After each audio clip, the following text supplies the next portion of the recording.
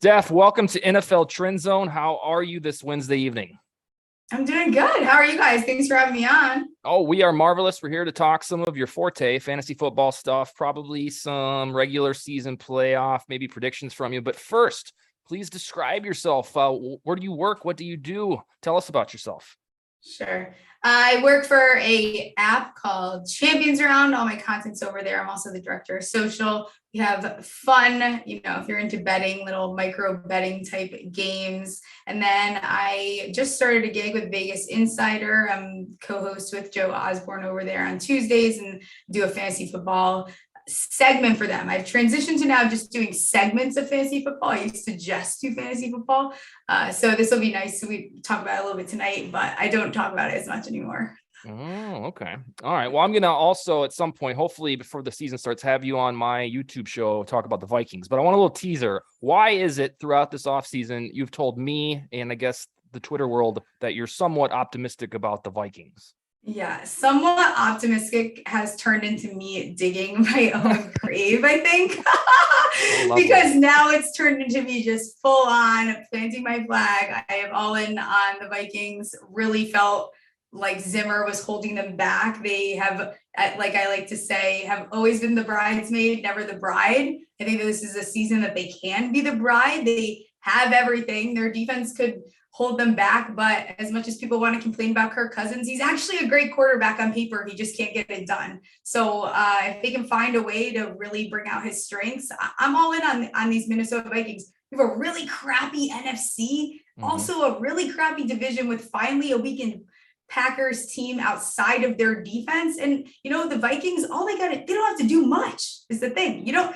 not looking at doing a lot here. And I don't know if you saw that one stat. It's my favorite. You eliminate the last 4 minutes of every game and they would have been 15-2. I mean, that's what it comes down to. This team has everything. They just got to get it done. Yeah. So the cool part is you can say that stat and put it out there, but if I do it, because I'm in the Vikings community, they're like, oh, what a homer. Oh, he wants to rewrite history. It's just Dustin, the eternal optimist again. And even I acknowledge that you don't have a magic eraser to do that, but it just illuminates how shitty they were at the end of second quarter and fourth quarter. All right. And then I got to ask you, in your background there, you have Randy Moss, a little statue. Is that always there? Or did you do that for this show? It is always there. Yes. Okay. So I finally now, the Vikings Twitter was like, where's all the purple? And I'm like, I will go grab something purple for you guys. Gosh. Okay. So it was coerced by, I'm not a little bit. Yeah. I did want something back there. I have a JJ poster that needs to go up eventually, but now I should probably simmer down with my Vikings love because I'm going to get dragged really bad when you guys screw up again. Oh yeah. But it's there's not even an if and or but about it. Yeah. And you're going to wonder why did I pick them? We shall see. I like Payne, obviously. And that's obviously an Eli Manning autographed ball behind you there, correct? It is. Nice. Yeah, really like misery over here. Yeah. Welcome to the club. You got championships though, so you got it better than some of us do. Mm-hmm. All right, Wes, why don't you kick us off? Like I said, we have a slate of fantasy questions and the like. So Wes, you have the floor. Excellent. Stephanie, welcome. Happy belated birthday as well. Thank you. No problem. First question I have for you. Believe that you recently attended the Fantasy Football Expo, or you have in the past. Why should we be first timers next year, and how was it this year? It's very fun. It's a lot of socializing, so you have to be prepared for that. A lot of socializing. I feel like I have to precursor that. It is a lot of socializing. Cody might be a little rough, but Wes is fine. Oh, come on. Yeah, I'd be good with a buddy. I didn't go to the expo on Sunday because I needed a minute to myself. But it's awesome. I mean, to be able to meet people off Twitter that you interact with all the time and to actually have a real life connection outside of just this virtual going back and forth is really nice. And you meet people that you wouldn't have the opportunity to. It's very great networking. It's a big party. I mean, you go there, have drinks, and just talk to everyone about what we love to talk about, which is football. So very, very fun. It was my second year going. This year was better than the last year. And, they plan. Bob Lung does a very, very good job out there organizing everything. It's fun, It's just a lot of socializing. Where is That's it? all. I'm not gonna lie. I won't sugarcoat anything. It's a lot of socializing. Where is this event at? Canton, Ohio. Oh, yeah. Oh, well, that makes sense. Well, Jason, you can handle the crowd, man. So if you wanna learn from some of the greats, maybe you need to go to Canton. Yeah. If I go out there, it's going to be to Bill Wilson's house. Yeah. Well, you got the social butterfly part down. If you want to also stop by the No, that'd be awesome. I mean, Yeah, it does sound I'm only 2 years into this fantasy stuff, and I got a combined record of 4 and 40 or something like that. I mean, collectively, respectively. So does the rest of fantasy Twitter. They just won't tell you that. Oh man, I'm awful. Oh, well, I can vouch that Wes doesn't. Wes does not have upside down records, and if he does, he hides them gracefully. Man, All right, I won Coach. the first game last year, and I thought, man, this is gonna be a good season. Oh, yeah. Didn't win again. But It's all good. Cody, you're up. What do you got for Stephanie? Sweet. Stephanie, obviously you're a big New York Giants fan, and everybody's all about Kadarius Toney or maybe even Kenny Golladay with that big contract over there. I was wondering, do you think that the wide receiver one is actually Wan'Dale Robinson, picked in the second round this year? He's getting a lot of starting slot reps in practice, and as far as I'm concerned, everybody kind of has a pretty horrible injury history in that wide receiver corps over there in New York. It's very interesting. So when Wan'Dale got drafted, everyone was very panicked, but failed to realize that Sterling Shepard was hurt. He's also, getting older. It was not complicated. It wasn't rocket science. He's going to come in and just fill Sterling Shepard's shoes in the slot. I think they're very purposely not showing a lot of footage. They're not using him a lot because I think he is going to be a big contributor. They didn't draft him for no reason. I think it was very intentional. The problem with this wide receiver core is they can't stay healthy. So I think that Wan'Dale does have that upside, especially for fantasy, because we have yet to see Toney. Yeah, it was awesome. Week 5 against the Cowboys, fantastic, 100 and whatever yards. Then he got kicked out because he punched someone, and then by the next week he was hurt. So, Darius Slayton can't catch a ball, and I don't even want to get started with Kenny Golladay. So I think that Wan'Dale's in a really good spot to get a lot of opportunities over there, and I think they were even they were lining him up at running back too, which is very interesting if they're going to use him to his fullest ability. So I think that Wan'Dale is going to be a really big weapon. It's going to be interesting if they keep Toney on the field and have Wan'Dale. That would be awesome. I'm like, I don't get excited anymore. Last year I'm done. Like I don't have a lot of optimism anymore. Yeah, well, now hopefully you got more offense coming to town with Brian Dabble. I did see that in Buffalo, Cole Beasley averaged 77 catches a year. So I definitely think, and he only got 800 yards off of that. Couldn't even break 10, a little bit over 10 yards of reception. So I think Wan'Dale Robinson, he's huge sleeper this year. He's going out wide receiver. The ADP is 200, right? 200 in redraft. But around him would be like KJ Osborne's a little bit higher. I'd take Wan'Dale. Joshua Palmer, Kenny Golladay, Devontae Parker, Romeo Doubs, all those guys are going around him or higher, and I'd take him over all those guys. Yeah, for sure. I just saw him. I was just in a draft with some people in the industry, and one of the sharps took him pretty early where he probably would have ended up going undrafted. So I'm excited. I can't get too excited about the Giants. They find a way to lose and be horrific. But again, he's in a really nice spot too, because this team is so injury prone and there's not a lot of depth over there. As much as the Giants look nice on paper, go to the second string. Like that's it. Like all you see is like what you see is what you get. 2 injuries and they're so screwed. Yeah. Let's not talk about second string at running back, because it's kind of scary over there. It's Wan'Dale Robinson. Speaking of Giants, I just have a quick Giants question for you. And this goes back to last year in fantasy help from Wes. He was pretty high on Danny Dimes. I got a question for you being a Giants fan. Am I delusional to think that Daniel Jones is a very poor man's Josh Allen? Like very poor man. I mean, are they comparable at all? I think so. If you're like taking on paper, if you're writing down like their qualities on paper, yeah, for sure. Like if you want the generic, like yeah, the you're right. Walmart version, like there is, but there's things to like about Daniel Jones. And I think it was Cowherd who said this, like he looks like a quarterback that came out of Duke. And I think that that's really a fair analysis of Daniel Jones. Like he was drafted a little bit too high. I think he has he has everything. He's a really frustrating quarterback to have because you want to root for him, especially in fantasy. Like, he's very mobile. Until he got hurt, he was like QB7. I mean, like, the guy runs for his life. Now he at least has an O-line to protect him. It's going to give him a little bit more time. I think that there's, he throws one of the best deep balls actually in the league, but when he's on the field, you got to keep him healthy. So I don't know that we've ever been able to fairly assess Daniel Jones. And I'm more pro Daniel Jones than anti Daniel Jones. But this is my last year. I'm at my wit's end a little bit here. Yeah. Where do you draft Saquon, because you know him so well and he's, one of your favorites? How high do you draft him in a regular 10-team PPR? Yeah, so I'm actually higher on him this year than I was last year. I also know I like to read the room when I'm drafting, and I know that everyone else is not as high as I am. So I will hold on him. I have not seen him yet. A lot of people have been saying that they're seeing him go in the first round. I have not yet experienced that. Okay. So I'm holding out on him for my second pick. Okay. In Dynasty, I might take the risk there, but it depends if I'm on the back end and if it's a 12 team. Okay, fair enough. Wes, you're up, good sir. All right. Steph, you and I are similar in a way that we may be in on certain players a little earlier than maybe the rest of the industry. A good example of that, last year you were pretty high on banging the Nico Collins drum, and whether it was his situation or whatever, that kind of fell flat on its face. I was high on Demetric Felton with Cleveland.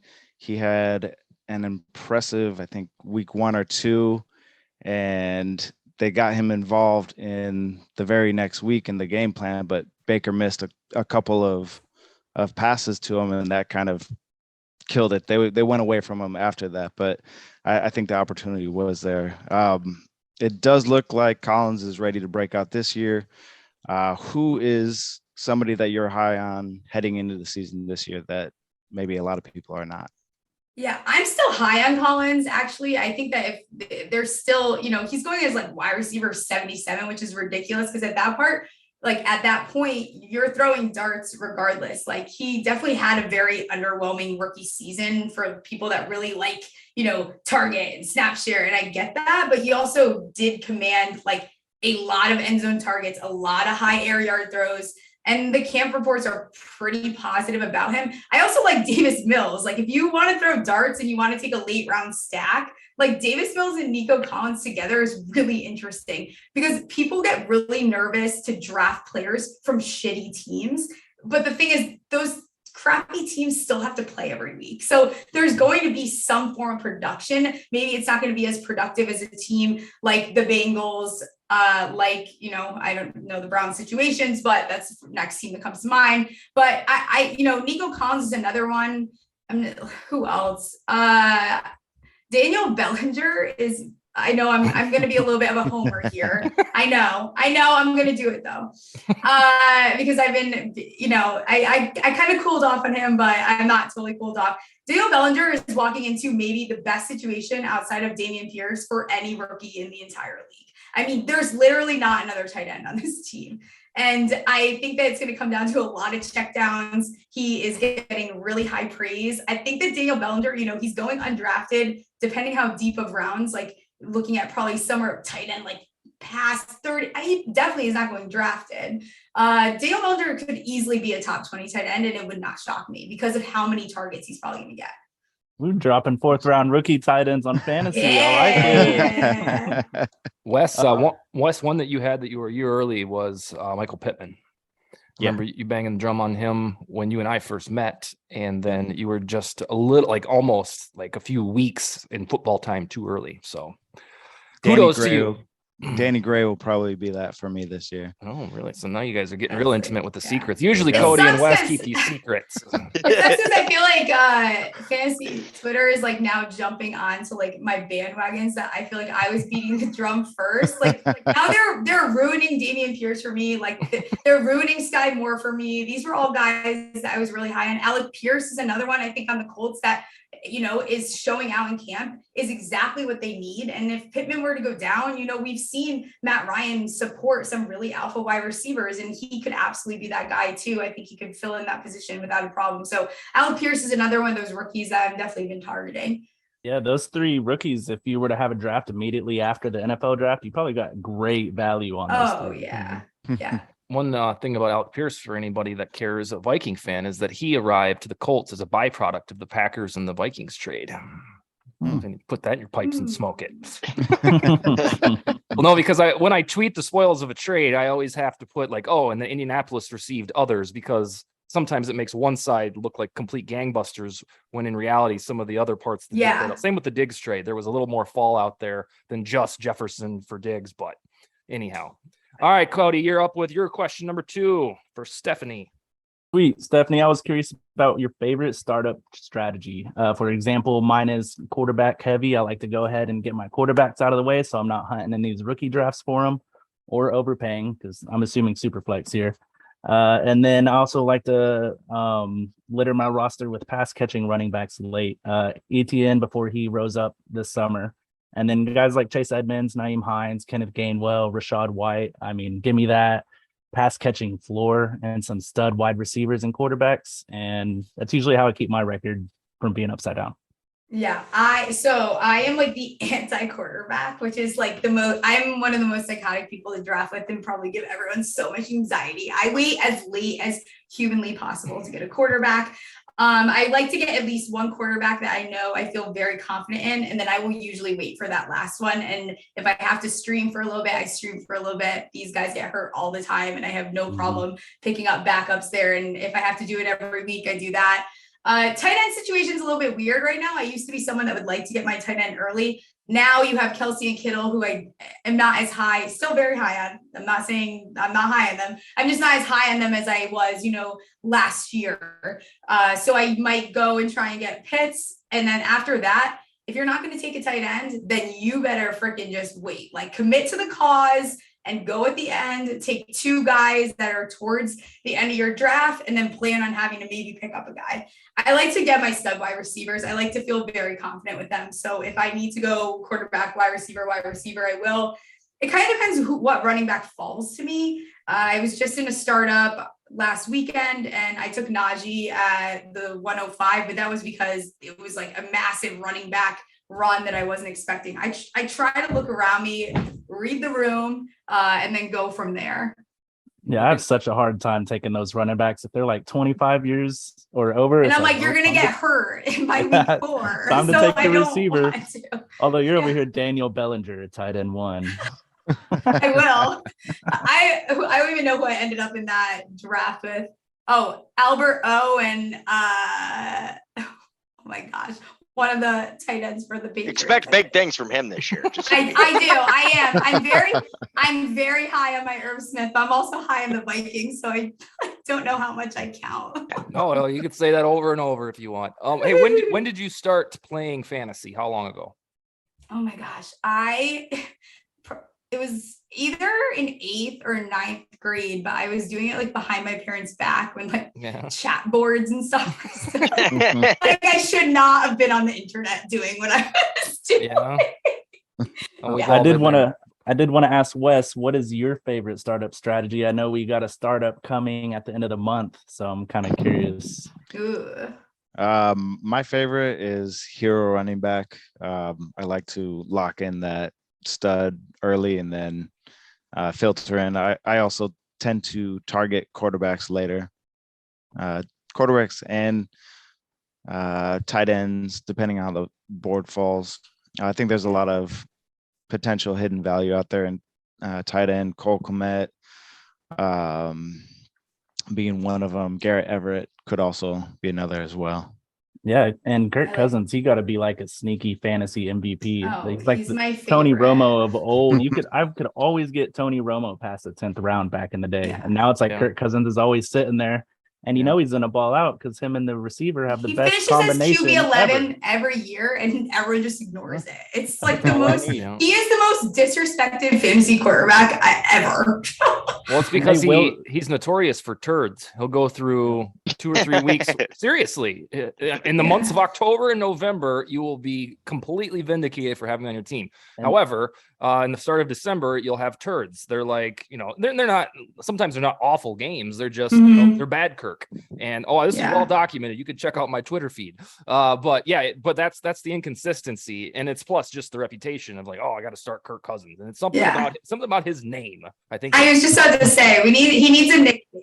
Like I've always so thought if his nickname was like vanilla Trevor Cousins or something, people would love him. But it's Kirk and Cousins, and it's something that rolls off the tongue. That's all. I've tried to wrap my head around why there's this venom toward him, but I can't figure it out. Well, it's that guaranteed contract. I mean, just ask half your fan base. Yeah. Steph, when you just described that strategy, was that exclusive to startups, or is that kind of how you do all of your drafts?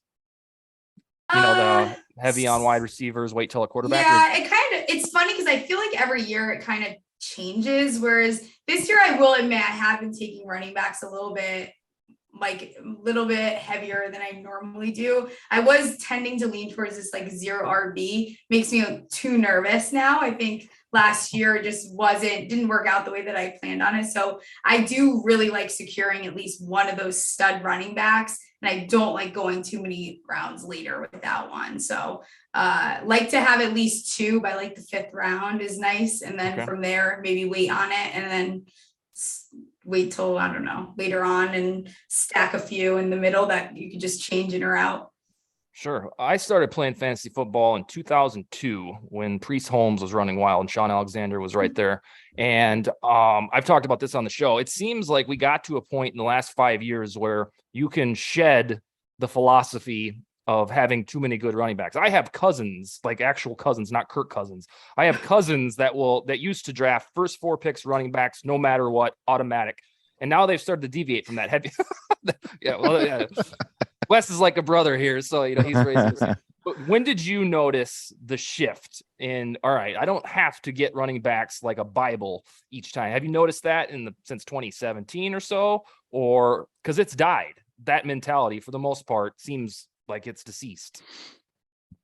I think running backs are just getting hurt more than we saw them get hurt, and I think some of that is the way that these guys weight train and. Even when you do projections, you can basically project every running back to miss 3 games. Like that's a pretty fair analysis for the entire season. Like you better prepare to not have your guys for at least 3 weeks. Mm-hmm. So I think part of that, and then we had this weird, like last year was like the plague of the running backs. The year before that, it was like the plague of the tight ends. Like every year there's something like where it's a year where these guys are just constantly getting hurt. And I think people, these running backs are not staying in the league as late as they used to. So people kind of stay away and they're like, I'll just give myself a headache every week and stream them, which I don't know that I love that. Yeah. Yeah. And it's kind of the death of the bell cow too. When exactly. we all started watching football, you latched on to, okay, I've got so-and-so's running back, I'm set. But now you have to game plan. All right, well, he's going to get 55% of the carries. The other guy is going to mop up in the goal line. And it didn't used to be that way. I swear to Christ. And I think that's really affected the way that we do things. Yeah, you'd have everybody talk about 30 is the age cliff for running backs. I was actually just playing the new Madden. And I was looking at the free agents, and you got 30-year-old running backs like Devonta Freeman, and I'm over here like, man, that guy's decrepit. And then I'm like, he's only been in the league for 8 years. How crazy is that? And then I looked at a few other running backs, and it's like they've been in the league for 6 years, or no, like Jordan Howard has been in the league for 5 years. And to me, that guy is an old man. Wouldn't touch him in fantasy. I don't think he has nothing left. And he's like 26 years old. Used to be able to get a good decade out of him at least. And then you got AP over here on the free agent market at 37. And you'll never see that again at running back. He's probably going to be the last one. Yeah. Yeah. Yeah, so I played a lot of Madden in my 20s, in particular, just franchise mode. And I'm totally with you. When you saw the age 30, really for any player, you were like, oofda. But now for running backs and shit, that's like, 27, yuck. Contracts, no way. He's gonna be done. Yeah. All right, Wes, what's next for you, man? All right, we'll go with a curveball here. So, Steph, you went to the University of Arizona. Fight on, by the way, got a Palomalo jersey back here behind me. Which do you prefer, margarita pitcher from Chewy's or slushy from EG's? I think so. I looked up Chewy's. It's got to be where I definitely have had a bunch of like very blurry names there because I recognize the front of it. I would probably go Chewy's. I think I had way too many slushies from EG's, and now it's like I had too many of them that I'm gonna go the margarita route. That's honest. We've been there, believe me. Yeah. Not exactly there, but I actually did because it's on 22nd. Like I know where it is in my head. Yeah. So. All right, Wes, you got a follow up. You want to pass it to Cody? I'll pass it to Cody. All right. Sweet. Well, I was just looking before I asked my next question. Kirk Cousins' ADP right now is 20th quarterback behind guys like Mac Jones, Tua, Justin Fields, Trevor Lawrence, Derek Carr, and he, like Steph said, he finished 11 both the past 2 years. I mean, it's a crime. And then 18, 16, 13, 6. Like he's a good fantasy quarterback. Yeah. And okay, so my question for you is, we kind of touched on average tight ends or waiting on a tight end. If you were to take your stab at, let's say you missed the top set of tight ends and you're like in the 10th or 11th round and you want to go ahead and get your tight end, who are one or maybe a few more guys that you're thinking could really blow up their ADP this year? Yeah, if I miss out on the top guys, one that, people for some reason are just kind of looking over Dalton Schultz. And I know that that's not as late as you're saying, because he's going much earlier than that. But it's probably important to put emphasis on the fact that the Cowboys offense is like there is nothing really going on there now. There's CD and Dalton Schultz. They're going to end up splitting targets there. Dalton Schultz finished as tight end 3. He's going as tight end 7 right now, maybe a little bit earlier. Now I'm sure ADP has switched since the last time I looked at it. But I mean, last year he's averaging 12 points per game. Outside of that kind of zone, once you skip over those guys, you're basically getting 8 to 7, 9 points if you're lucky out of those mid-tier guys. Irv Smith is the next one. Honestly, last time I looked was going, I think I've seen him go as high as tight end 15, somewhere between 17 and 21 when I was still drafting. Tore his meniscus preseason while everyone is so excited. He's going to have this breakout season. All the reasons to believe that he would. He is very athletic, high draft capital, everything you would imagine. And I think he's a really nice red zone target for the Vikings. He just gives Kirk another option there. And I think that Irv we can eliminate that year and go back to when we thought he could be that breakout candidate. Is he going to finish his top 10? I don't know, but I think he could easily blow that ADP out of the water and creep on, 12, somewhere around there. Man, I have so many Herb shares that would be awesome. Mine personally would be Noah Fant. I think Noah Fant is going to put it together in Seattle. He is going criminally late. And then one last one, David Njoku. I've always thought that guy had all the talent in the world. I don't know why they signed Austin Hooper to go play ahead of this guy just to cut him 2 years later and then sign Njoku to a massive contract. Yeah. It's nuts. Steph, off to you, Wes. I'm on him too. Steph, on this show we have Wes. Jason here is a Broncos guy, and the other 3 of us are Vikings fans. And we have talked on the show about how we obviously cannot stand the Packers foremost and secondarily the Bears. But with the Lions, they're just kind of like our little brother. We don't really care about them. And then when they're playing another team, we're like, oh yeah, let's cheer for the Lions. Do you equally hate all of the NFC East teams aside from New York, of course? It's not created equal, no. I really just Dallas. Their fans are so obnoxious, and I feel like it's been ingrained. Like since I was born, since I've been a Giants fan, it's like, oh, this year is our year. No, it's not. You've been saying that 95, 96, whatever it was when you won. They're just delusional, ready to fight over anything. Eagles are pretty close. Washington, fine. Eagles I'm a little partial to because I went to college with Nick Foles. But when we play, that's it. NFC East is brutal. I mean, the fan bases are awful, and all of us, and Giants included. It's a horrible, horrible fan base. Like the division, all of those fan bases are horrible. Just absolutely so competitive. It's hilarious for a division, and part of it comes from, no one's repeated since 2003, 2004. It's always could be anyone's game. So, but yeah, Cowboys, they just can't. Can't. Cowboys will go 2-14 and tell you they're winning the Super Bowl next year. Oh yeah. Nuts. Keep overpaying your players. Yep. I shouldn't say that because of Kenny Galladay, but that GM's gone. So. Staying on the NFC East, next week we're going to be doing our predictions episode. Who do you have taking the NFC East, and how do you think your Giants will fare? So, like I said, no one's repeated. So it's interesting because this is going to be another one of those years where I think it's probably going to come out of nowhere. If you had to ask me today, I'd say the Eagles. I think they had the most impressive offseason. I think they're building a really nice roster. They brought over AJ Brown on top of all the additions they made outside of just that. Eagles are in a good spot. It's going to come down to Jalen Hurts, and it's going to come down to this team, tying it all together. Sometimes we don't see that happen. So, the Eagles could eagle, and it only takes one injury for a team to go sour. But I think that for a reason, they should be the favorites. I don't know if those odds have changed. The Cowboys were still the favorites the last time I looked. I stay away from it because it's so tempting to bet my own team. Washington, I'm not as I don't get the Washington hype. I don't say this on Twitter because, again, I avoid the NFC fan bases at all costs. Not interested. Don't want to fight with you. We're all pretty shitty. I don't want to do the argument. But Washington, I don't know what they did that everyone is so excited for. I don't know if it's Wentz, and if that's what you're excited about. I genuinely do not know why. I think that, I think that the Giants, if they can pull together and have a nice run there in October, we all have a pretty good schedule. If we could finish in third, awesome. But we know Dallas, they're going to finish in probably second if the Eagles get first, and then it'll be Washington and Giants figuring it out. But I don't get the Washington hype. I'm excited for everyone, but that's not where I'm putting my money. That's for sure. The Eagles have a crazy defensive line. I don't know if y'all have seen it lately. It's crazy. But you got Brandon Graham at second string. You got Josh Sweat starting at Derek Barnett, Fletcher Cox, Jordan Davis, Javon Hargrave, Hassan Reddick. I mean, they're going to get after it in that division.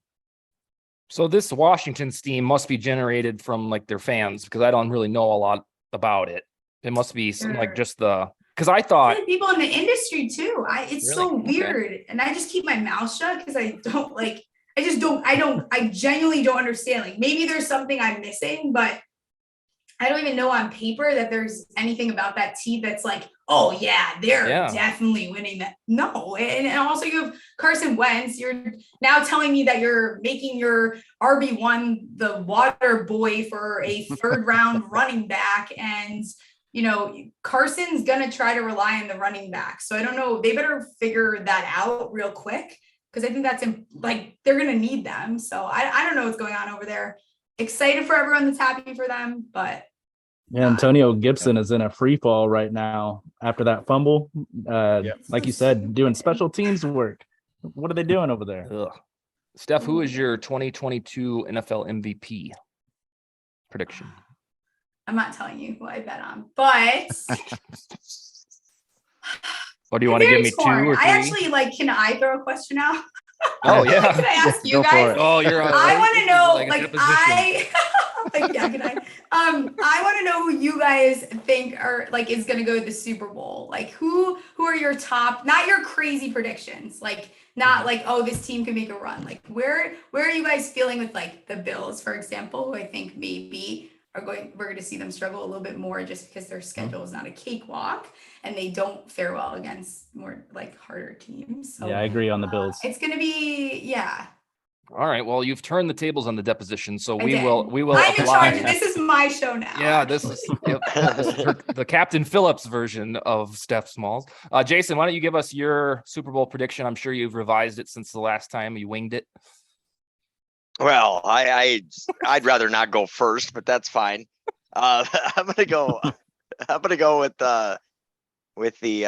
I like the Bills in the Super Bowl this year, so that, and I know that they They do have a brutal schedule. I, for one, as a Broncos fan, am actually really glad that we are not playing that team. And but I think I'm going to go with the Buccaneers again. Okay. Last year I went at this time, and these guys can vouch. I went Chiefs over Rams. I felt damn close, especially when the Chiefs got their shit together in November. However, this year I'm going a little weird. I'm going Chiefs over Cardinals. I've seen the light. Yeah, I think that although their cornerbacks are a little shaky, I think the Bucks, that's a little played out. The Rams, nobody ever repeats anymore. And I'm just looking for that team. And it won't be the Packers because they're guaranteed to lose the 49ers in the playoffs. And I am not a lucky enough man for it to be the Vikings. And that kind of just leaves me hanging out with the Cardinals because I do believe with Murray that there's a quarterback in there that reminds me so much of Russell Wilson. And I think they have enough talent, especially at linebacker. And when they get Hopkins back. So that is and I usually don't get goofy with Super Bowl predictions, but I'm going to go Chiefs over Cardinals because I love the idea that somebody there finally realized that they need a consistently good defense to contend for Super Bowls. It seems like the world just doesn't get that. We're so obsessed with offense, fantasy football, but hey, defense matters. Wes, who you got? A few shows ago, I had Miami usurping Buffalo in the East. Yep. But with Buffalo making the playoffs and making that run, finally getting over the Chiefs hump. So I have the Bills in the Super Bowl, and I have them taking out the 49ers. I like the 49ers call too. Oh, if you like the 49ers, wait till Cody speaks. Wait till you hear my take. Yeah. Oh boy. All right. First, I got to say that I would be willing to go opposite of Dustin's bet and say the Cardinals are going to be hiring a new general manager and head coach next year. I think one of my favorite bets is Cliff King's very first coach fired. So yeah, but I mean their general manager too is just burning these first round picks on linebackers, and Dustin's talking about how you need defense, and they can't even get the defense that they need because they can't even pick the right players. I mean, what Isaiah Simmons is literally getting Hassan Reddick, and they're the ones that invented Hassan Reddick. The first 4 years of his career, he didn't do anything until the last year and left. Isaiah Simmons is about to do the same thing. But for my prediction, let's go with Chargers and 49ers. I think that would be a pretty awesome Super Bowl. As these guys know, I'm predicting Trey Lance to be, by all means, a top 5 points per game quarterback in fantasy football this next year. I think he's going to explode onto the scene like Pat Mahomes did.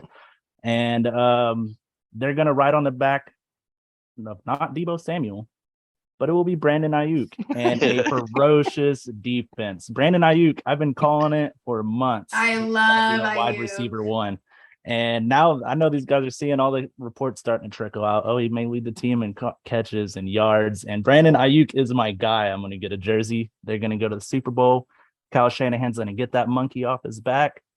But if it's not them, obviously a Broncos-Vikings Super Bowl would be cool too. Yeah, I got news for you. With all this Niners steam, you can cheer for your Niners over these Vikings this weekend, Playboy. Yeah, I always have a crush on a random team every year. Last year was the Panthers, That's sadly. fair. But That's fair. Yes, Broncos Vikings would be absolutely marvelous. Yeah, this would be a fun show for sure. Oh yeah. Oh, Steph, what else you got for us? We got about probably 8 more minutes or so.